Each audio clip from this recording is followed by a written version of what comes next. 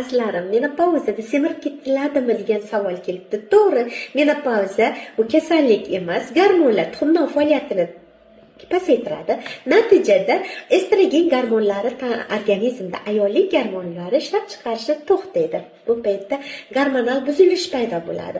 Ayol modda almashinuvi pastlaganligidan, insulinga sezgirlik pastlaganligidan, natijada kam harakatlik paydo bo'ladi. Modda almashinuvi pastlagandan keyin bunday paytda semirish holati kuzatiladi. Ko'pgina ayollarda, hammasida emas.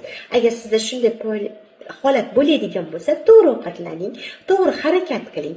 Birinchi, to'g'ri ovqatlanishda nimaga e'tibor berishimiz kerak? Oqsil balanslashgan oqsilli ovqatlar yeyishimiz, uglevod mahsulotlarini kamaytirishimiz, suv balansimizni to'g'rilashimiz, harakatimizni 10,000 qadamdan oshirishimiz va yetkazishimiz va fikrlashimizni to'g'rilashimiz kerak. Agar sizda shunday savollar bo'layotgan bo'lsa, darhol savol qoldiring, albatta javob beraman.